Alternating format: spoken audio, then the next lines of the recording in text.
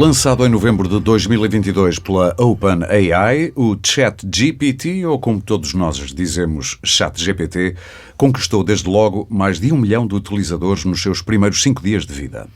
A curiosidade para testar este sistema de inteligência artificial generativa, que responde de uma forma quase humana às interações dos utilizadores, levou a que muitos quisessem fazer esta viagem ao mundo da ficção científica, ao futuro, a um cenário em que a máquina parece cada vez mais humana e em que o humano está a transformar-se em quê?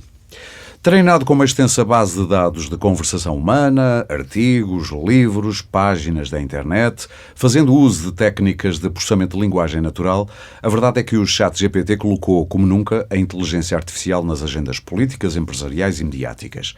Há quem olhe para a tecnologia do ChatGPT como uma ameaça aos seus postos de trabalho e à propriedade intelectual. Há ainda quem veja nela uma oportunidade para automatizar e auxiliar determinadas tarefas do seu trabalho ou do seu cotidiano. Esta é apenas uma valiosa ferramenta que nos auxiliará, libertando-nos para os prazeres da vida, ou uma máquina estatística que nos vai subjugar às suas ordens.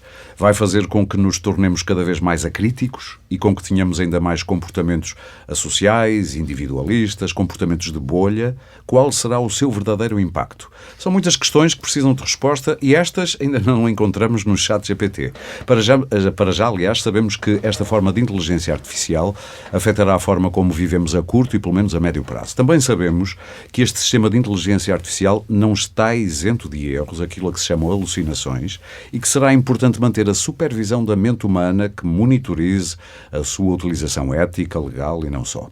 Eu sou Aurélio Gomes e hoje no Pode Pensar, o podcast Ideias para Consumir da DEC Proteste, vou refletir sobre estas questões com os meus convidados e tenho o prazer de ter aqui comigo o professor Luís Muniz Pereira, é professor emérito da Faculdade de Ciências e Tecnologia da Universidade Nova de Lisboa e uma das referências nacionais na ética da inteligência artificial.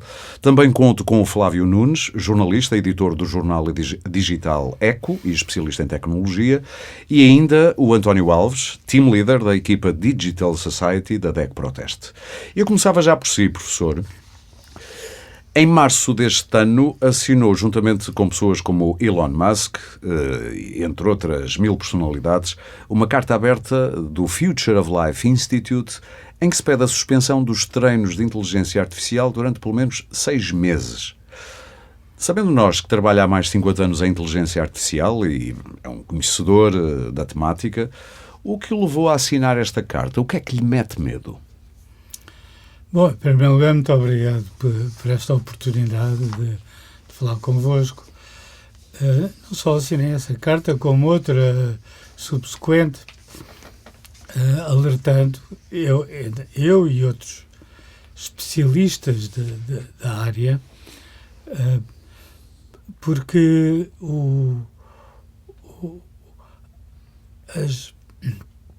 as potencialidades de erros graves que esta nova tecnologia, perdão, estou um bocadinho, esta tecnologia traz, no fundo são duas, tem aspectos mais a curto prazo e aspectos a longo prazo. E nem todas as pessoas assinam a carta pela mesma razão, não é? Uhum. Por exemplo, Elon Musk assinou porque ele próprio quer fazer um sistema desses e quer atrasar os outros. Foi uma questão estratégica. Exatamente. Mas o professor foi por quê? Eu assinei porque antevejo, pela minha experiência, estudo não só técnico, mas filosófico, ideológico, político destas questões, antevejo que isto traz um novo perigo, um novo abismo, diria eu mesmo, em conjunto com aqueles abismos dos oceanos, dos plásticos, das espécies, do clima em geral. Todos esses perigos. É um perigo dessa dimensão. Uhum. É dessa dimensão porque se espalha muito rapidamente, como qualquer como qualquer tecnologia informática. Deixe-me para todo o interrompê-lo. mundo. Há pouco estava-me a dizer que estima-se que atualmente 2,5% da população mundial já faça uso desta tecnologia.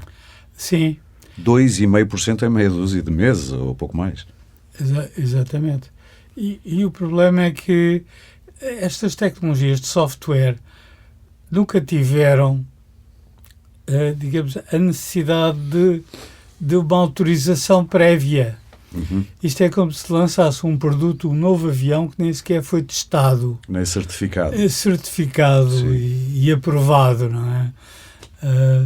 Porque de antes isso não acontecia, mas agora isto é um produto que tem essa potencialidade global e de impacto global. Mas o produto, no fundo, foi posto em público para as próprias pessoas o utilizarem e, na verdade, o que estão a fazer é ajudar a que o produto as venha substituir. Ou seja, estão a cavar a sua própria sepultura, como às vezes os mafiosos nos filmes obrigam as vítimas a cavar a sepultura em que vão deitar depois o cadáver. Exatamente. Sim. Porque... Ou seja, o professor está muito pessimista? Estou a ler bem a sua postura em relação a isto? Sim, estou muito pessimista, não pela tecnologia em si. É pelo uso? É pelas circunstâncias do capitalismo financeiro global que envolve estas tecnologias. Porque, no fundo, o que elas pretendem é tirarem o máximo proveito no sentido de lucro. Sim, sim. Toda a gente poderá tirar algum proveito, mas o lucro em si vai só para alguns. É e concentrado. essa ganância do lucro, que já está provada que a inteligência artificial está a fazer aumentar só por si, irá fazer com que, na verdade, o resultado de todo o esforço humano, de toda a tecnologia, do conhecimento humano, não está a ser distribuído por todos. Quando eu penso que as máquinas deviam ser escravas, tal como os gregos tinham escravos. Na altura eram não só as mulheres, mas também eram os estrangeiros, os guerreiros conquistados nas guerras, eram escravos, mas mesmo assim esses escravos tinham garantias, tinham cama e comida e teto. A escravidão atual é diferente, não é? A escravidão atual é uma escravidão digamos, do salve-se quem puder. Claro que não se pode pensar que é impossível parar este desenvolvimento tecnológico, até porque não há regulação. Teria que haver leis que pudessem fazer esse impedimento, não é? Sabemos que a União Europeia, pelo menos, está a trabalhar nisso. Sim, mas muito lentamente e com muito desconhecimento técnico da coisa, já percebi também. Sim, tudo isso foi, aliás, adiado por 6 meses. Exatamente. Com a surpresa do GPT, não é? Sim. Ainda vai ao Parlamento Europeu em novembro, eles só prevêem para 2025 que eventualmente entrem em força de lei. O tempo da política é muito diferente do tempo do desenvolvimento destas tecnologias, que é de dias, é de meses, tudo muda. E a política demora... Na China não é tanto assim. Pois, mas estamos a falar de uma ditadura. Que eu acho que tem as suas vantagens, mas isso é todo Mas isso agora falaríamos noutra altura. Deixe-me perguntar aqui ao Flávio Nunes. A frase final que eu ia dizer é que não se pode pensar que se pode parar esta tecnologia, mas o que é certo é que hoje estamos a falar sobre isso, pelo facto de terem saído esses abaixo-assinados. Eu há 3 ou 4 meses que já fiz não sei quantas entrevistas, participações em painéis e o assunto está efetivo. Mas isso é bom. Teve essa vantagem. É isso que eu ia dizer. Isso é bom para levantar os nossos filtros e termos algum cuidado com o que estamos a fazer quando utilizamos estas tecnologias. Flávio, eu li alguns artigos teus, especialmente do início do ano, um para aí de janeiro, outro de fevereiro ou de março, em que tu já tinhas testado o ChatGPT, tinhas detectado ali umas coisas interessantes, chamaste-lhe mais esperto que inteligente, eu lembro-me dessa frase.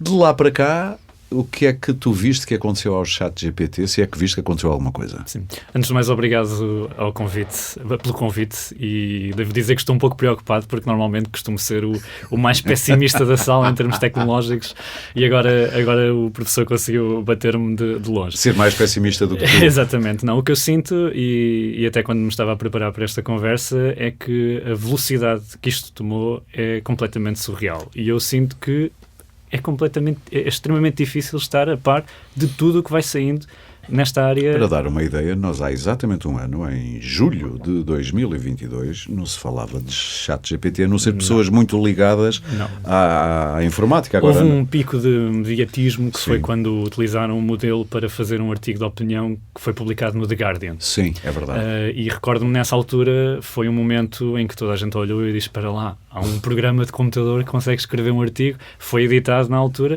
mas nem eu tinha a noção, quando li aquele artigo, do quão próximo do texto final é que o computador era capaz de gerar hoje em dia.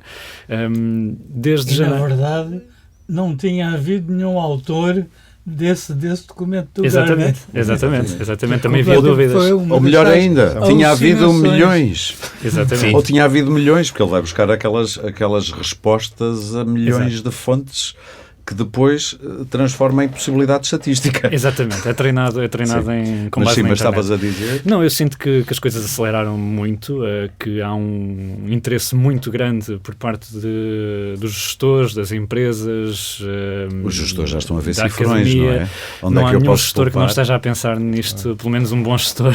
Um bom gestor tem que pensar que o acionista também está a pensar como é que vai substituir o gestor daqui a uns anos. Pois, não sei se chega a esse ponto, mas pelo menos todos os gestores têm que pensar como é que a inteligência artificial vai afetar a sua empresa e como é que está a afetar já hoje, e todo o gestor tem um dever fiduciário para com os acionistas de trazer eficiência à empresa, e claramente a inteligência artificial e o que é possível fazer com ela é uma forma de gerar eficiências, de maximizar a produtividade, etc. Não sei, acho que ninguém pode dizer que sabe ao certo se vamos ter uma vaga de despedimentos. Olhando para trás, já houve tecnologias disruptivas que destruíram alguns empregos e geraram outros. Eu diria que o consumidor, ou a pessoa comum que está a olhar para este tema, deve pensar em como é que pode usar e ser esperto. Sim. Como é que pode tirar partido desta vaga. Lá está, como o professor disse, não dá para parar o sol, não dá para tapar o sol com a peneira, portanto não vai ser possível parar. Eu acho que, por exemplo, a carta pede uma suspensão, mas é impraticável, não é? Quer dizer, não dá para pedir às empresas que parem de desenvolver, sobretudo as Microsofts e as Googles. O professor diria, na China dá. Na China talvez dê, exatamente. Portanto, sim, eu enquanto consumidor, e eu lá está, não sou especialista e não tenho 50 anos de inteligência artificial, mas enquanto consumidor o que eu vejo é, isto existe agora, portanto, como é que eu vou tirar partido disto para o meu trabalho, para a minha vida? E aí, lá está, o que eu recomendo é muita atenção com o que é que se faz com a informação que aquilo, ou com o resultado final. Porque a máquina alucina. A máquina alucina, inventa coisas Deixa-me dar um exemplo. Tu fizeste-lhe um desafio que é que ingrediente é que não entra num pudim. Exatamente. Era o quê? Quais eram as opções? Gasóleo, açúcar e qual é a outra coisa? Não me recordo exatamente, mas dou outro exemplo que já dei até. E deixa-me só dizer isto, a máquina disse que nenhum desses fazia parte do pudim. Exatamente. E a máquina disse que gasóleo, pedras e açúcar, nenhum destes ingredientes fazia parte do pudim. Ora, o açúcar faz parte do pudim. Exatamente, mas diz com convicção. Diz com convicção e a pessoa, se estiver distraída... Outro exemplo, é muito fácil de a máquina, ou o programa, por exemplo, o Bing Chat, que foi um exemplo que eu dei noutra ocasião, de inventar um facto alternativo biográfico, por exemplo, sobre mim ou sobre qualquer um dos que esteja aqui na sala. O próprio jornal Eco Exatamente, inventou que o jornal é que publicava, um jornal digital publicava desde 1940 e tal, inventou que eu tinha estudado Direito, e na altura e tu até ficaste muito surpreendido. Noutra ocasião eu pensei, o que eu disse foi que quanto tempo levará mentira repetida muitas vezes até se tornar até ser convencionado entre as pessoas que eu estudei Direito, porque de facto isso é um problema, enquanto jornalista isso preocupa-me bastante. Nós já vamos falar disso, até o problema das fontes. Exatamente. Agora, de facto aquilo é uma ferramenta de produtividade, é capaz de aumentar a nossa produtividade em algumas coisas. Dou o exemplo do Microsoft Copilot, que é um bocadinho um assistente, como havia antigamente o Clip no Word, que nos permite pedir qualquer coisa e o programa responde e gera um conteúdo e nós podemos trabalhar sobre ele. Agora, outra coisa é... Temos que melhorar também a qualidade do que pedimos ao programa, porque a qualidade do output, a qualidade daquilo que o programa responde, também está muito dependente daquilo que nós lhe perguntamos ou da forma como nós perguntamos. Deixa-me ser muito... Temos que ser espertos e usar aquilo a nosso favor, mas lá está, com muito cuidado, muita responsabilidade e perceber que aquilo é completamente falível. Ou seja, aquilo responde à tua altura. Se tu partires de baixo, ele responde por baixo. Se partires de alto, ele responde por alto. É isso que estás a querer dizer? Eu acho que há dois fatores. A própria qualidade do modelo, não é? Sim. Mas também a qualidade do que é perguntado. Ok. Temos aqui também o António Alves, que é team leader, como eu disse, da equipa da Digital Society da DEC Proteste. Isto é toda uma nova área que se abre à luta da DEC Proteste por salvaguardar os consumidores de potenciais perigos. Até porque isto põe em questão o que é verdade e o que é mentira. Isto esbate-se já com as redes sociais, com as fake news. Isto já era um terreno que estava por aí muito minado com estas ferramentas e podemos juntar-lhes as inteligências artificiais que geram imagens, som. Eu ouvi no outro dia os Radio GPT e fiquei chocado. Porque eu, treinado em rádio durante tantos anos, faço há dezenas de anos de rádio, eu não consegui perceber que aquilo era artificial. Para mim eram pessoas que estavam ali a fazer grande rádio, grande ritmo, grandes vozes, grandes conteúdos. Isto é um desafio e tanto para a DEC Proteste? António, desculpa lá a pergunta tão longa. Sim, antes de mais agradecer o convite e é um prazer estar aqui convosco. É sem dúvida, é uma área nova para nós, é um grande desafio para nós e para a sociedade toda. É uma tecnologia realmente disruptiva, como já não víamos. Eu já acompanho a área do high-tech há cerca de 20 anos, na DEC Proteste, e devo dizer que ao longo destes 20 anos, provavelmente foi a tecnologia mais disruptiva que eu vi acontecer. Nos sonhos mais loucos que tiveste a pensar no como será o futuro da informática, chamamos-lhe assim, nunca pensaste numa coisa desta? Este enquadrava-se bem nesse tipo de sonhos, sim. E fizemos já algumas análises e temos dado alguns conselhos aos consumidores dentro daquilo que nos é possível aferir. Nós tivemos a analisar o ChatGPT, analisámos a proposta da Microsoft, o Bing Chat. O Bard ainda não? E o Bard vai ser analisado em breve. Já está planeado, vai ser em breve. Também só foi lançado também não há muito tempo. Sim, foi lançado há pouco tempo na Europa. E alguns dos critérios que nós vimos, portanto, vimos a capacidade destes sistemas a fazer pesquisa de informação, porque é uma das utilizações que as pessoas fazem, é basicamente, em vez de usar um motor de busca da forma convencional, fazer uma pergunta direta, e parece que ganham bastante tempo com isso. Mas já explicamos também qual é que é o risco de o fazerem. Na interpretação de informação, que é eu ter, por exemplo, um texto que é complexo, o que for, um contrato, imagino, de telecomunicações, e digo resume e apresenta-me os pontos principais e digo qual é o tamanho que eu quero para o resumo, o nível de detalhe, a capacidade de criar textos novos, até que ponto é que ele pode resolver problemas lógicos, como ferramenta para tradução de textos, ou inclusive para construir e corrigir códigos de programação. O que é que nós vimos? Assim, de forma muito geral, sem entrar aqui em demasiados detalhes, a grande conclusão: há muitas inconsistências, não são só os erros, é a falta de consistência, de facto. Eu, perante o mesmo desafio que eu apresento a um destes sistemas, se eu perguntar 3 vezes exatamente a mesma coisa, eu recebo, certeza absoluta, 3 respostas diferentes. Não só isso, como os próprios factos são diferentes. Ou seja, eu posso ter a mesma pergunta feita 3 vezes e uma delas dar uma resposta correta, e nas outras 2 me apresentar as tais alucinações. E se isso for reenviado para o sistema, estás-me a dar 3 respostas diferentes à mesma pergunta, como é que reages a isso? Como é que ele reage? Alguém sabe? Provavelmente vai aprender. Quando é confrontado com os seus próprios incoerências. Aprende com o feedback dos consumidores também. E é por isso que é tão precioso eles terem uma massa grande de utilizadores. Sim. que vai alimentando e vai... Sim. Esse tipo de feedback é muito útil para o sistema. É o que o professor disse há pouco e não podemos até esquecer que estes programas que estamos a falar, por alguma razão, têm lá um polegar para cima e um polegar para baixo para nós avaliarmos as respostas, e isso é precisamente um mecanismo de feedback reverso que faz com que estou aqui a dar uma resposta e agora o humano, por favor, diz-me se isto é uma resposta adequada ou não é. Sim. E aí estamos claramente a melhorar o próprio programa. Eu diria que se estes sistemas... Nós somos, como é que se diz? Aqueles... Sim, mas o que não é mau, atenção, porque, ou seja, sim, não é mau no sentido de se as pessoas... Sim, se as pessoas tiverem noção disso que isso está a acontecer. Claro. Eu acho que e achas tem que tem informação. Acho que não. Acho que as pessoas não têm a noção. Pois. Por isso é que deviam de ser informadas sobre isso. Mais literacia. Mas força, António. Portanto, o grande conceito, de facto, é este, e no seguimento do que estamos a falar, que as pessoas têm que usar estes sistemas com muita precaução, e a forma como nós vemos ao dia de hoje, com o nível de maturidade que estas tecnologias têm, isto será mais útil como uma ferramenta auxiliar do que propriamente como um substituto dos motores de busca. Mas só porque está em fase incipiente, imaginas? Porque nós não conseguimos antever como é que isto vai estar daqui a alguns anos. São modelos de crescimento exponencial, porque também a quantidade de utilizadores que os alimentam é massiva e estão em constante desenvolvimento. Ao dia de hoje, o que nós sabemos é que como substituto de um motor de busca, parece-nos desaconselhado. Porque há várias informações que vêm... Tu, António, preferes, com o que sabes, ires na mesma ao Google, digitares o que tu queres procurar do que falar com ou entrar em interação com o ChatGPT. Tipicamente, o ChatGPT, na sua versão gratuita, tem uma base de dados datada até 2021. Portanto, logo aí... O ChatGPT não sabe que há uma guerra na Ucrânia. Sim, não sabe que há guerra na Rússia e na Ucrânia. É o que eu digo. Logo aí o ChatGPT não foi feito para ser um motor de busca. Apesar das pessoas usarem para ser, nunca poderia ser porque nem sequer está ligado à internet. Logo por aí. O Bing Chat, esse faz pesquisas também, além da sua base de dados, também faz pesquisas na internet.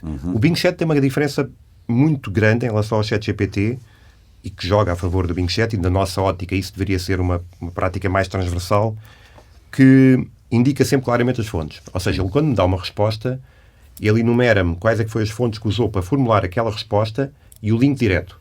Portanto, eu, se tiver e devo ter um espírito crítico, eu posso ver aquele resumo, a resposta, ok, ele está-me a dizer que é isto, usou estas fontes, deixa lá consultar a fonte. Okay. E vou ver, ok, esta fonte parece-me credível, de facto a forma como isto está escrito coincide, portanto parece-me que sim, que esta resposta estará correta. Mas tenho uma forma de validar aquela resposta. O ChatGPT e o próprio Google Bard, pelo pouco que já vimos até agora, e o Google, surpreendentemente, depois posso explicar, eles não indicam a fonte que usaram, na maior parte das vezes, ou o ChatGPT nunca, o que leva a pessoa a ter que ter ali uma confiança excessiva, até porque nós sabemos a quantidade de informação errada que sai, não sabendo qual é a fonte, até que ponto é que eu posso confiar que aquela resposta, de facto, é correta e de onde é que ela vem. Seria interessante haver dados sobre decisões erradas que as pessoas já tomaram por informação errada que o ChatGPT lhes deu. Mas mesmo aí, apesar de indicar as fontes, nada garante que aquela fonte que seja ele indica verdadeira. Não, também por aí... Pode clicar logo. Exatamente, mas que a informação que ele está a dar associada a essa fonte está efetivamente na fonte que ele indica, porque ele pode estar a inventar. Exatamente, a alucinar, literalmente a alucinar. Mas há vários exemplos desse.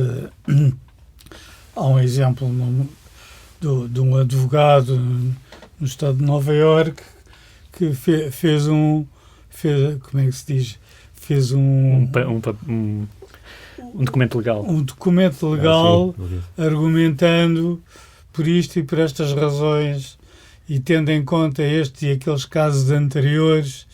Então, só que esses casos anteriores não existiram. O juiz depois descobriu que esses casos foram completamente inventados. O advogado foi enganado pelo ChatGPT. E ele ainda fez mais. Ele perguntou, mas isto é mesmo com jurisprudência que existe? E o ChatGPT garantiu-lhe que era com jurisprudência. E há casos já também de medicina, os casos multiplicam-se. Sim. E a questão que eu gostava de realçar mesmo é que isto não vai melhorar com o progresso. Nós temos esta noção porque confiamos na tecnologia, nos nossos carros, nos nossos telemóveis, que uma tecnologia que funciona e vai melhorando, a gente sente a melhorar. E queremos que esta também vai melhorar com os erros. Isto é falso. É como dizem os ingleses, wishful thinking. Porque parte de uma base falsa de uma base que não pode ser melhorada, que é uma base estatística, meramente estatística. Então está-me a dizer que esta tecnologia já chegou ao seu limite de melhorar, de evolução? Ou estou a perceber mal? Ela pode evoluir, mas num sentido errado, digamos assim. Ok. Por exemplo, já há ChatGPTs personalizados para uma certa pessoa que diz quais são as suas preferências. Uhum. E eu prevejo que no futuro, nas redes sociais, eu, em vez de ter o trabalho de pensar, vou ao ChatGPT buscar a minha resposta. Isso é verdade, mas sabe vai que eu ser também... respondido pelo ChatGPT da outra pessoa. Mas sabe, sim, seria uma espécie de avatar do próprio, não é? Serão. Mas sabe que eu também já ouvi uma coisa interessante de grupos, por exemplo, reuniões de redação. Às vezes, fazer uma pergunta ao ChatGPT pode ser aquilo que aquece os motores para o brainstorming. Ele até pode dizer um disparate, mas aquilo despoleta depois, espoleta, aliás, na cabeça de cada um respostas. Ou seja, pode ser um bom kickstart. Não sei, é apenas estou a contribuir para a conversa. Claro que há aqui muita conjectura do que é que vai acontecer, mas o que eu acho que pode acontecer mais coisas piores do que melhor. Não está nada otimista, não é? Então eu fazia-lhe a pergunta assim, se fosse conselheiro de legisladores, seja ao nível da União Europeia, seja ao nível português, o que é que aconselhava a que se legislasse já, com o que sabe desta tecnologia? Desculpe lá tirar-lhe com este fardo, assim de repente para os braços. Eu acho estranho que, digamos, o Governo nunca me tenha consultado sequer. Julgo que estão simplesmente à espera. Nunca foi ouvido, nem nenhum partido na Assembleia? Não. Acha que está tudo aliado desta realidade? Está tudo à espera da União Europeia. Ok. Portugal é assim. Embora a União Europeia preveja que cada país crie um comitê responsável por monitorar estas questões, que depois reúne com outros comitês da União Europeia. Espanha foi a primeira a criar o seu, já está criado. Mas sabe que o governo português reuniu com a OpenAI. Pode ter... Exatamente, não ouviu assim. Eu estava a guardar esse trunfo Flávio. Não criou essa comissão. Exatamente. Que a União Europeia diz que tem que ser criada em cada país. Sim. Ou seja, o governo, pelo menos o português e outros, não estão tão desatentos assim. O secretário de Estado Tiago Antunes esteve em Silicon Valley. Um dos problemas aí é que, e mencionam as universidades, as nossas universidades estão caladas. Aquilo que se esperava, ou por outra, muitas delas estão a falar de uma maneira simplista. Aquilo que se esperava de uma universidade, que era que fosse um córtex de uma sociedade e que avaliasse e desse opiniões. O lobo pré-frontal, não é? O que nós vemos aqui é que muitos dos nossos universitários, até com medo depois de não obterem projetos. Eu, aliás, assinei aquela carta porque eu tenho um projeto com o Future of Life Institute. Falam de uma maneira vacuosa. Okay. Até porque nós temos universitários de alto nível que são membros de conselhos de administração de bancos, como a Caixa Geral de Depósitos. Sim. Não é? E como é que nós podemos querer? Há portas giratórias. Aquilo que nós criticamos nos políticos, nós aceitamos nas universidades. E se fosse só nas universidades? Eu acho que parece que isso corre de alto a baixo a nossa sociedade. Mas e de leste a oeste. Universidades porque elas deviam manter essa independência e capacidade de independência. Mas não acontece. E há muita endogamia também. Exatamente. Sim.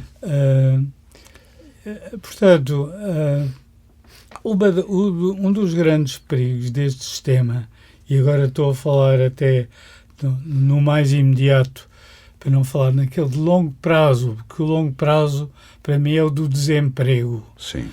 Porque estes sistemas vão, embora neste momento sejam muito simplistas, e eu até preferia uma inteligência artificial menos simplista do que a atual. Porque esta é uma criança à solta As pessoas acreditam como aquilo tem uma boa linguagem natural, não faz erros de gramática. imita bem. Imita bem. As pessoas acreditam como se estivessem Sim. a ouvir outra pessoa. Deixe-me fazer aí um parênteses para falar Sim. até também do ensino. Sim. Preocupa-o que estudantes possam tentar fintar o olho e o julgamento dos professores com trabalhos gerados, ou pelo menos em parte, por ChatGPT ou por outra inteligência artificial, e não há boas ferramentas para tentar perceber se aquilo foi produzido pelo próprio, se não foi. Não há ferramentas, e todas as que se têm tentado, digamos, não funcionam. É sempre possível dar-lhes a volta. Apresentações orais. O próprio... Ao exemplo da Universidade do Texas, não há muito tempo, é que um professor chumbou metade da turma, porque agarrou nos trabalhos, perguntou ao ChatGPT se aqueles trabalhos podiam ter sido produzidos por um ChatGPT. Exato. E o ChatGPT disse que sim, sim. que podiam. E ele confiou. E ele confiou. E alguns trabalhos tinham sido produzidos antes do chat ter emergido. ter emergido, não é? E, portanto, há aqui Esse professor devia ter sido despedido, provavelmente. Aí está uma causa de desemprego indireta. Sim. A própria universidade ainda não tinha calculado tudo isto, não é? Claro. Deixa-me tentar perceber... Deixa-me dizer, sim. Acho que é importante dizer o seguinte, para responder diretamente à sua questão. Eu acho que as universidades deviam dizer aos alunos: não, você pode usar o ChatGPT à vontade, mas tem que usar também o Bard e outro qualquer, tem que usar 3. Tem que ser democrático. E depois vai contrastar as respostas e vai ter que dar a sua opinião. Isso parece um conselho que eu dou muitas vezes às pessoas, que as pessoas, para validarem aquilo em que acreditam, quando fazem buscas nos normais motores de busca, vão sempre à procura, por exemplo, magnésio, benefícios. Eu digo sempre, põe procura também magnésio, malefícios. Não interessa saber. Normalmente não interessa. No jornalismo, que perigos é que tu vês aí no horizonte, Flávio? Eu penso logo no problema das fontes. Sim. Mas não é só. Sim. Quer dizer, a partir de agora, se realmente esta moda das pesquisas com base em inteligência artificial generativa pegar, que é o que parece que vai acontecer, e que vamos passar a usar isto como usamos o Google hoje em dia normal, desde logo temos um programa que responde em vez de indicar onde é que as pessoas têm que ir. Portanto, isso para um jornal, por exemplo, como aquele em que eu trabalho, implica que vamos deixar de ter leitores e estamos a servir como criadores de matéria-prima para alimentar estas máquinas. Portanto, logo aí... Pessoas que não vos vão ler, mas a ferramenta vai usar a vossa informação para alimentar que já as pessoas. usa, portanto, estes já sem vos pagar nada. Exatamente, estes chat GPTs já foram, e estou a falar chat GPTs no plural, mas estou a falar dos outros, como agora acabamos de referir, são treinados com base também nos artigos que eu escrevo e nos artigos que os meus colegas todos escrevem. Veremos aí. Achas que deveria haver legislação para que vocês fossem compensados por isso? Sem dúvida. Penso que eventualmente vai acontecer. Sim, há um caso até... é o que está a passar agora em Hollywood de outra maneira. Exatamente. Com os atores há um e caso que está a ser seguido, que é o caso da Getty Images contra a OpenAI, contra a Stable Diffusion, a empresa que fez outro modelo, esse aí com base em imagem, porque algumas das imagens que esse modelo produzia tinham a marca d'água da Getty Images, portanto, que é icónica, toda a gente que está no jornalismo conhece essa marca. Toda a gente já viu uma fotografia com a Getty Images, portanto, obviamente que aquele modelo tinha sido treinado também com imagens da Getty e, portanto, se esse caso não for resolvido fora dos tribunais, pode criar aqui alguma jurisprudência que ajude também a perceber como é que isto funciona. Mas, claramente, essa era uma das áreas em que os reguladores deviam estar a agir neste momento, que é a área de como é que isto se coaduna com os direitos de autor. Tu que estás no meio, achas que os reguladores não entram no assunto? Porquê?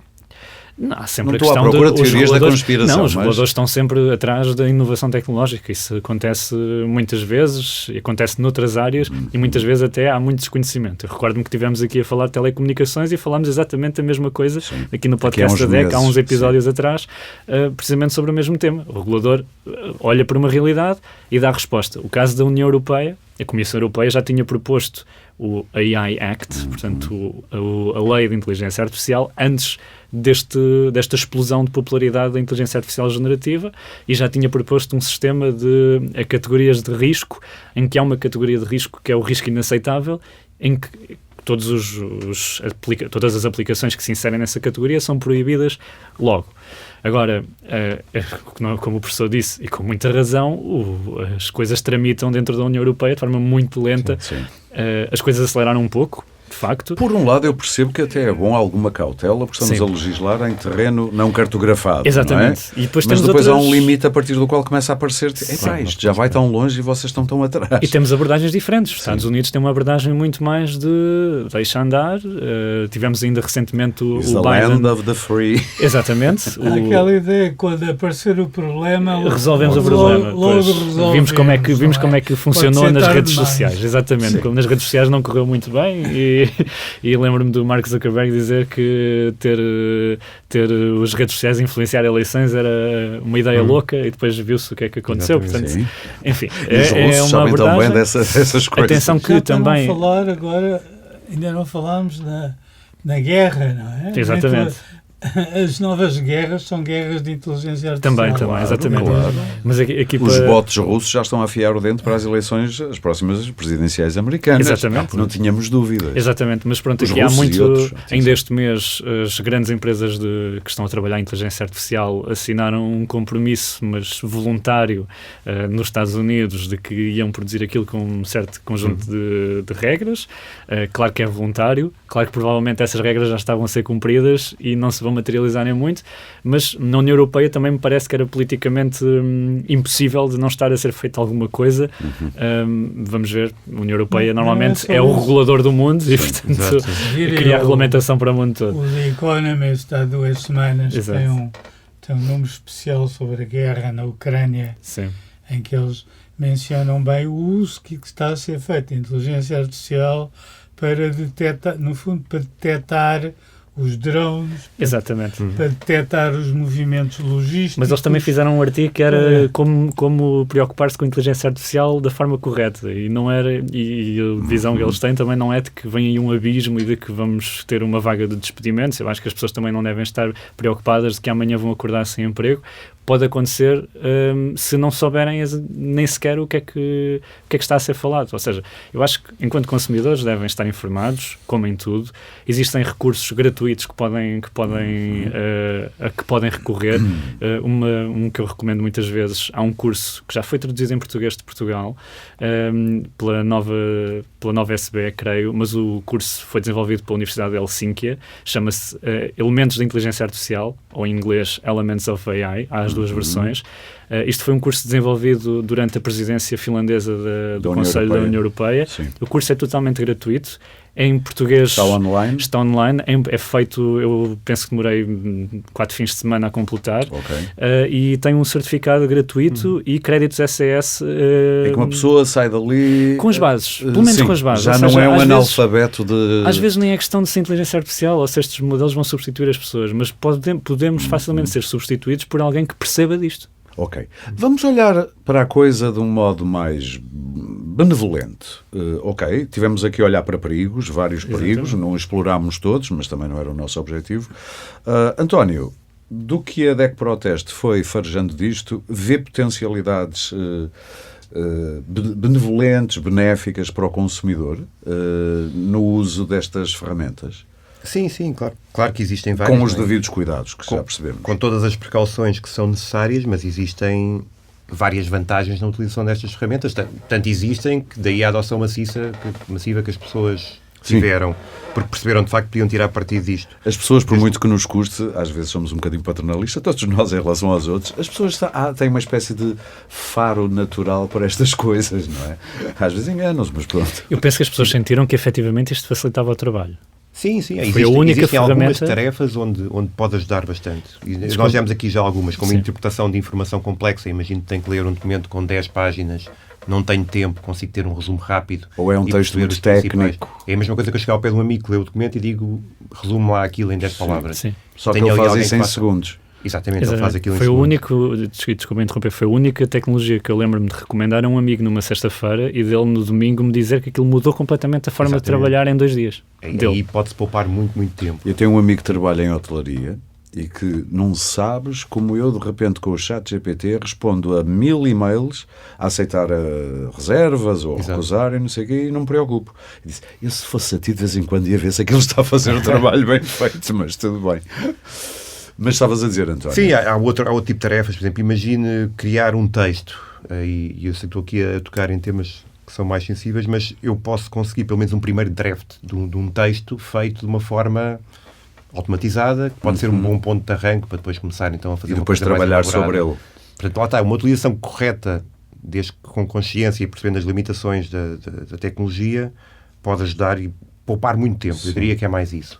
Pode ser algo que nos liberta para outro tipo de tarefas e podemos ganhar muito tempo com a utilização da tecnologia. Era aquilo que eu há pouco dizia das reuniões de brainstorming. Às vezes uma pergunta que, mesmo que não sigamos Tal e aquele qual. conceito, É mas faísca. aquilo deu ali a faísca. Está ali as pistas exatamente. todas para começar uma discussão. Ao nível da ciência, professor, vê virtualidades no uso científico nas várias áreas? Isto pode ser uma ferramenta boa para pesquisa, para pensar o processo científico? Vê que há alguma virtualidade ou vê só perigos?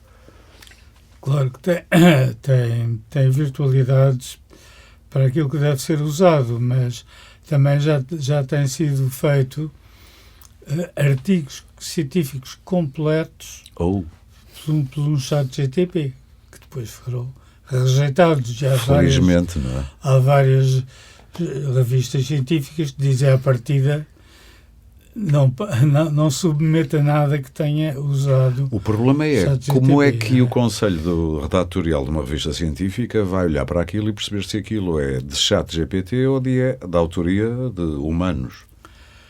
É difícil, não é? É difícil. Só esse que depois a problema não está replicação da resolvido. experiência noutro sítio é que vai dizer que aquilo na volta era mau, não é? Tem que ser com base na promessa e acreditar na Palavra de honra. palavra dos cientistas. Mas esse... Portanto, há esse perigo, neste momento, grande, até porque cada vez mais os artigos científicos são um grande negócio mundial e há... ainda ontem eu recebi um convite para pôr o meu nome num artigo científico na Malásia, de um sítio que eu não conhecia em parte nenhuma. Eles acham que o meu nome é conhecido. Da Universidade de Kuala Lumpur. E isso hoje em dia é feito regularmente. Sim. Mas, professor, E também hoje estão a ser feitos... Hoje recebi outro. Mas também há alguns destes modelos que estão a ser utilizados para prever como é que as proteínas... ou seja, também há muita ciência que pode ser feita com Há estes muita modelos. ciência. O E problema muito mais rapidamente. Até sim, o desenho exatamente. de moléculas. Coisas que não assim. eram possíveis antes, até mesmo para não há desenvolver dúvida novas... que tem toda essa utilidade. Toda a questão está em perceber os níveis cognitivos. E nós, na inteligência artificial, distinguimos vários níveis cognitivos. E, como eu disse, isto está no nível cognitivo mais baixo. Se fosse humano, estávamos a falar de uma criança de 5 anos? Estamos a falar de menos do que isso. Menos do que Sim, 5 mas é anos. uma criança que sabe como é que funciona um foguetão e Muito etc. expositada. Dado este padrão, então a continuação deste padrão é aquele.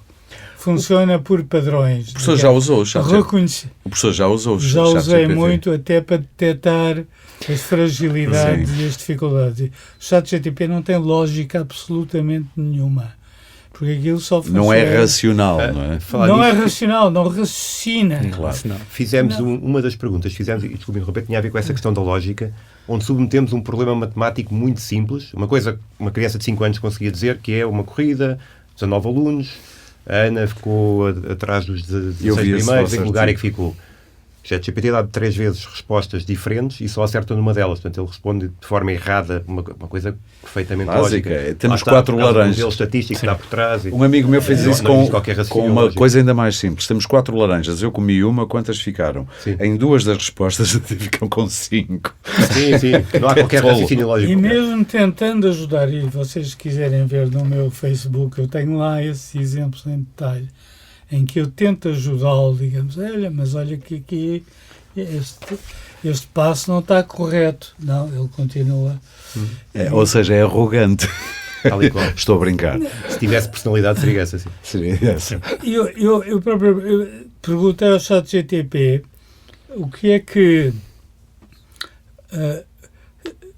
era necessário para ter bom pensamento crítico. E ele disse uma boa resposta em 2 páginas, pensamento crítico. Depois perguntei, mas ensinaram-lhe pensamento crítico? Não. Ele aprendeu sozinho. Claro. Isto penso que é um dos grandes problemas, voltando à educação, embora com todos os aspectos positivos, há aqui um aspecto global que as pessoas, ao começarem a acreditar nesta ferramenta, terão cada vez menos pensamento crítico e cada vez menos detalhe para a contradição. Mas nós já vivemos num mundo polarizado em que, se não concordas comigo, estás contra mim. Aquela coisa de nos encontrarmos a meio caminho está cada vez mais difícil. E com ferramentas dessas, provavelmente isso é potenciado para níveis que nem nos passam pela cabeça. Neste momento, eu posso dizer-vos que há um projeto em curso de 3 meses, aberto para a OpenAI, 10 projetos, $100 mil cada um, que diz, façam uma ferramenta que ajude as pessoas a concordarem. Quer dizer, cada um tem a sua opinião e o ChatGPT propõe uma concordância. Ou seja, é um curso de negociação. Democracia. Vamos promover a democracia fazendo esta ferramenta que vai pôr as pessoas de acordo. Oh, professor, a democracia funciona na negociação. A ditadura funciona na imposição. No fundo, como funciona a democracia? É negociando, temos aqui interesses diferentes, eu cedo um bocadinho, tu cedes outro bocadinho, encontramos aqui alguns no meio. Isso é democracia. Não, isto não permite discordância, não permite dizer,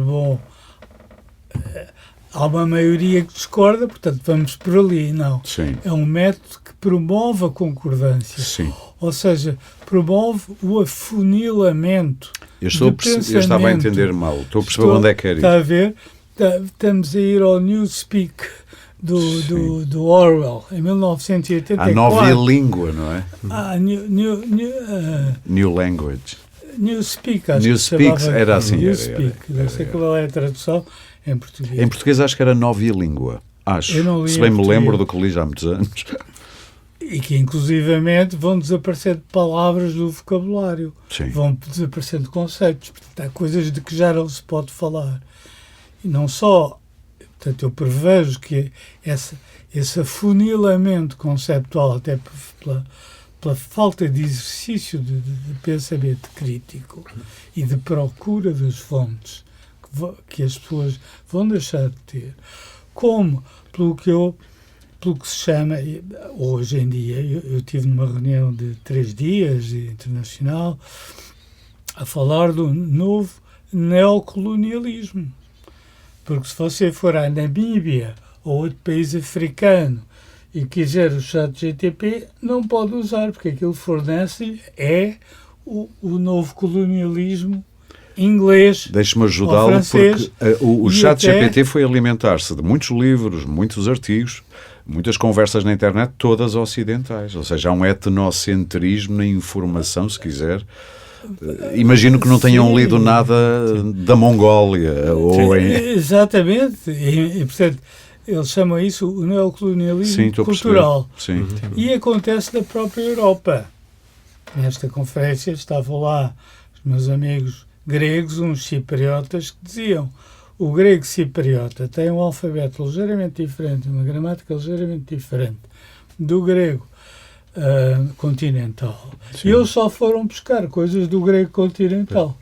E, portanto, nós próprios, no Chipre, depois fizemos um chat GTP com os nossos documentos, a nossa literatura, e quando fazemos a mesma pergunta, vêm coisas completamente diferentes. O grego continental é muito mais à direita. Se formos recuar por aí, pontos de vista. mas se formos por esse caminho, quer dizer, o Bard também só agora é que passou a ter português. Eu recordo-me E o chat as GPT? Alexas desta vida, a Siri e etc. demoraram algum tempo a ter português, portanto... E o chat GPT mesmo assim ainda dá uma crónica de vez em quando. Exatamente, ou seja, o português é o português do Brasil que muitas vezes tem, o próprio Bard ainda é meio Meus português. caros. Imaginem o que é isto para o resto do mundo. Nós estamos A com... África Sim. queixa-se muito disto. Claro. E, Eu posso só acrescentar... E eu penso ia que dizer estivemos isso, no nós estamos a final, chegar não é? ao final do nosso podcast. Eu ia pedir-vos a cada um aquilo que vocês queriam muito ter dito e ainda não disseram, Sim. uma reflexão final. Vou deixar o professor para o fim. Flávio. Eu penso que é importante dizer que isto não tem só desvantagens, e lá está, eu não estou habituado a ser o mais otimista e não estou totalmente otimista, mas nós estamos a tratar o ChatGPT e estas ferramentas que não são novas, ganharam expressão agora, como se fossem uma criança à solta, uma criança que sabe de física quântica. Mas nós não pode-se podemos... enganar. Pode-se enganar, exatamente. Mas de facto... Pode isto dizer que é não uma existem ferramenta... leptões. Exatamente.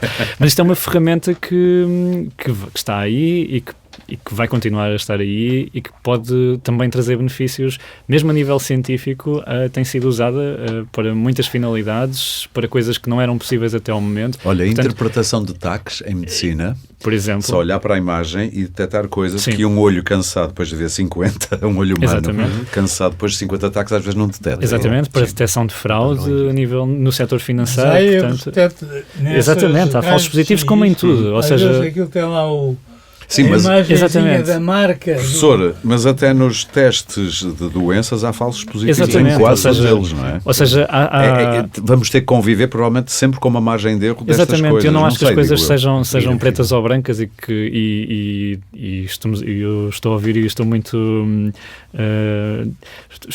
estou mesmo interessado em ouvir o professor na sua perspectiva e já ouvi outros especialistas também que têm perspectivas completamente diferentes, ou seja, neste momento é difícil de encontrar um consenso. É o que cada um quiser que ele seja, quase, é o que tu podes tirar Sim, daí. ou seja, o tema é extremamente complexo, os efeitos que tem são muito difíceis de conseguir prever, mesmo a curto prazo.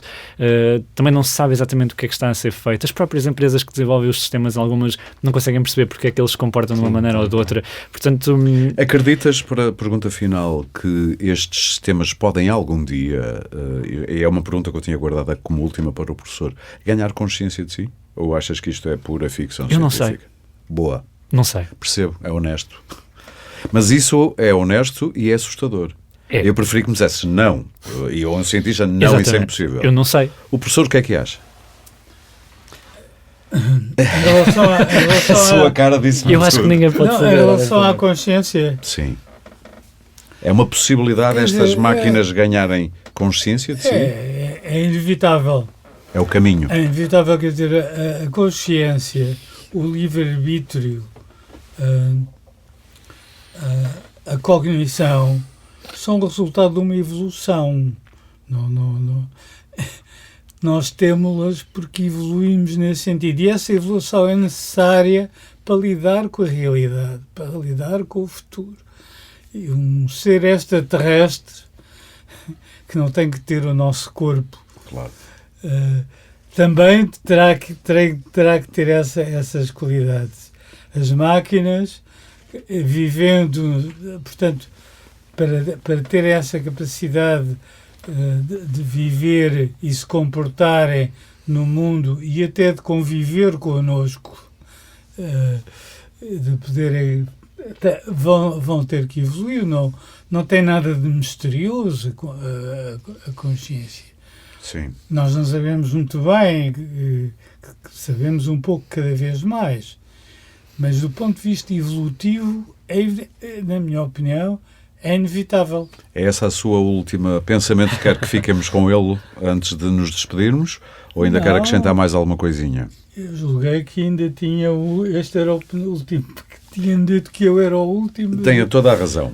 Tem toda a razão. Só que eu aproveitei o seu comentário para adiantar. Mas vamos ouvir então aqui o António também. Até porque queria ouvir alguma coisa que ainda queiras dizer e que não disseste, mas faltou só uma coisa que eu me esqueci e que não queria deixar em branco, que tem a ver com os ciberataques, que com a ajuda destas tecnologias podem ganhar uma sofisticação. Eu dou só um exemplo. Parece ser uma das características do ChatGPT, por exemplo, é ser muito bom a fazer linhas de código, de programação.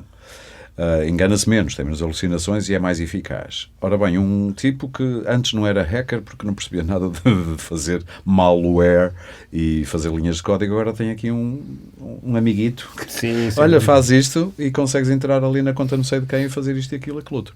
Sem dúvida, é verdade. Isto de facto é outro dos efeitos perversos desta tecnologia, é que o leque de possíveis ciberataques, de facto, ou pessoas que os podem desencadear, aumenta exponencialmente, porque basta que eu faça um pedido a um destes sistemas para me construir a linguagem de código que eu preciso, o código-fonte, para desencadear um deste tipo de ataques, e ele pode fazê-lo com grande facilidade. Ou seja, não preciso ser um especialista em código para conseguir, de facto, ter à minha disposição um código que possa ser usado como malware. Eu imagino um dia termos uma inteligência artificial ligada a uma printer, quer dizer, constrói-me aí uma G3. Uma impressora 3D. E de repente, uma impressora 3D, sim, e de repente tem ali uma G3. Não é impossível pensar nisso. Acontece. Já acontece-nos. Não parecia. Fabricam revólveres G3, não sei, mas... E não só o código-fonte, como, por exemplo, uma das técnicas que é mais usada nos ciberataques é o simples smishing, são as mensagens fraudulentas, tudo mais. Este tipo de sistemas consegue, de facto, construir esse tipo de mensagens em diferentes línguas de uma forma que é uma escrita mais convincente do que a que vemos atualmente. Mais personalizada, hoje em dia, uma das formas de detectar uma mensagem fraudulenta é da forma como a mensagem está construída, uma forma menos cuidada, termos incorretos, etc. Português estranho. Sim. E cada vez mais este tipo de mensagens vão começar a parecer mais credíveis, melhor construídas, portanto é preciso... E a fazê-lo em escala. E em escala. E até em voz. Com voz de por exemplo, se recebemos uma chamada do nosso filho ou da nossa filha e que não é a voz dela, mas ou seja, parece. Deixamos ter a possibilidade de fazer Já está a acontecer. Começa a ser mais complicado controlar, sim. Portanto, isso é uma das vossas preocupações para os consumidores. Essa é uma delas, sim. Últimos pensamentos? Só um último pensamento, ou seja, explicar que provavelmente o que sucedeu aqui, este lançamento do ChatGPT em novembro do ano passado, o que nos pareceu a nós é que foi precipitado. E precipitado porquê? Porque existem interesses económicos óbvios. Claro. Estamos a falar de Microsoft ter investido cerca de 10 bilhões na OpenAI. Obviamente que a certa altura iam rentabilizar o investimento. E tem que se começar e como é que eles iam rentabilizar? Tinham que ser os primeiros. Claro. Tinham que ser os primeiros a dispor desta ferramenta. Os 10 bilhões são o preço da computação. Grande parte dos 10 bilhões... São 10 mil milhões. São 10 mil milhões, sim. 10 billion, 10 mil milhões. Não, são 10 mil milhões, mas é o uso da computação. Que o ChatGPT precisa de muita computação. Sim, precisa de muito hardware dados em dinheiro. Claro, mas que são usados para financiar. Sim. E, ou seja, o que é que acontece? A Microsoft conseguiu com isto um avanço em relação aos seus competidores diretos. Sim. E basicamente o grande interesse por trás era ganhar a sua cota de mercado nos motores de busca, que estava completamente concentrada na Google. E na cloud. E que é um negócio que vale muitos bilhões. E é isso que é assustador, é quando o único critério para avançar com qualquer coisa é o lucro. Exatamente. E muitas vezes não é pensar no melhor da comunidade. Tal e qual. E o processo legislativo agora está a decorrer atrás. Portanto, isto tornou-se demasiado grande e agora tem que ir atrás. Agora sim, professor, últimos pensamentos em relação a isto? Pois, realmente... Como eu comecei por dizer, há problemas a curto prazo e a longo prazo. E os problemas a longo prazo têm muito a ver com esta questão da ganância e do lucro e do enganar o outro. Mas isso faz parte da espécie humana, este querer enganar o outro com um phishing mais sofisticado. E neste momento já há não sei quantas empresas a usar o ChatGPT por cima dele, a criarem produtos no seu próprio interesse. A questão do software, convém dizer que o ChatGPT, como vemos, não raciocina bem. Ele faz os programas porque vai a milhares de manuais de programação e facilmente encontra o exemplo do programa que a gente quer. Não é porque ele esteja a inventar o programa na altura. Portanto,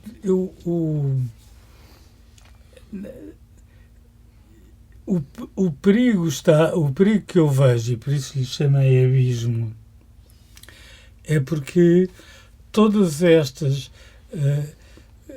forças para beneficiar destas tecnologias de uma maneira ou de outra para si, em vez de considerar o global, a sociedade, é um problema ideológico e político. E estas emergências, no sentido de emergirem várias, ninguém está a controlar, pode dar, digamos, surpresas, pode dar até as tais guerras usando inteligência artificial, e não em vez de estar a resolver problemas que a inteligência artificial muito bem pode resolver, que é realmente uma ferramenta, um avanço sim, científico muito bom. O problema está em como é que ele vai ser usado. No fundo, o professor está a dizer que ele não deveria ter sido popularizado no sentido de tornado acessível à população, devia ter sido mantido a nível restrito, científico, técnico, por aí. E mesmo para terminar, estamos mesmo no fim do nosso tempo. Eu estou a dizer que há um risco de extinção da espécie humana. Por causa desta tecnologia? Okay. E está naquilo que eu subscrevi no segundo manifesto. Há um risco de extinção porque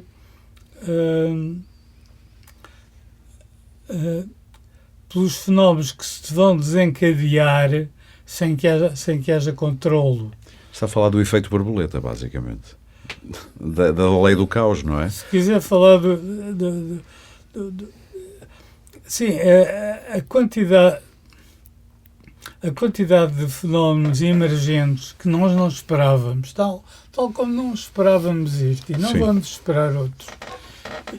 Vou terminar. Eu acho que caminhamos para uma sociedade de castas. Ok? Vamos ter os da elite que estão a controlar as máquinas, estão a controlar o sistema e que são muito menos dos que estão cá em baixo a serem usados, que só são mantidos vivos porque... Eu penso nisso sempre que vejo um entregador daquelas empresas que entregam comida, e quando sei o que cada um recebe, sim, e quando sei o que cada um recebe por cada entrega e que tem que ter moto e pagar a sua gasolina, isso já começa, não é concordar ou deixar de concordar consigo, mas já começa a ser visível. Vai não é? Por aí acima, pelos sucessivos níveis e esta ferramenta potencia fenómenos desses. E vai necessitar que haja cada vez mais controle. Eu dei exemplos disso, da própria OpenAI estar a desenvolver sistemas de controle de umas castas sobre as outras. Penso que a dada altura haverá uma revolta. E um novo contrato social advirá daí. E a necessidade de um novo contrato social. Muito bem. Isso será um belíssimo tema para um futuro podcast. O que seria uma sociedade pós-ChatGPT com um novo contrato social em que o ser humano não trabalha. Estar a discutir isto. Sim. Porque tem as várias valências, várias faculdades. É todo um paradigma sem trabalho do ser humano, por exemplo, ou muito menos trabalho. Isso, não é? Pois. Bom, muito obrigado aos Portugal. três. Muito obrigado mesmo aos três. Foi um prazer fazer esta importante reflexão convosco. E também obrigado a quem nos ouviu. Quem quiser saber mais sobre todas as questões relacionadas com as novas tecnologias da inteligência artificial, pode consultar o site da DECO, Proteste, claro, em deco.proteste.pt/tecnologia, /computador, /computadores, /notícias. Ali pode consultar vários conteúdos de especialistas sobre o ChatGPT e outros instrumentos de inteligência artificial. Há também a linha telefónica do Serviço de Informações da DEC Proteste, que pode e deve ser usada para esclarecimento de dúvidas e pedidos de esclarecimento em matéria de direitos do consumidor. Aponta aí 218-410-858. De resto, o de sempre, este podcast pode ser subscrito e seguido em Spotify, Apple Podcasts, Google Podcasts, SoundCloud ou qualquer plataforma de podcast que utilize no seu telemóvel ou computador, também em deco.proteste.pt e ainda no YouTube. Este episódio teve a coordenação editorial de Filipe Amoroso e produção de Sandra Borges. O som é da Índigo, com sonoplastia de Guilherme Lopes. O Pode Pensar, da DEC Proteste, regressa em breve com mais ideias para consumir.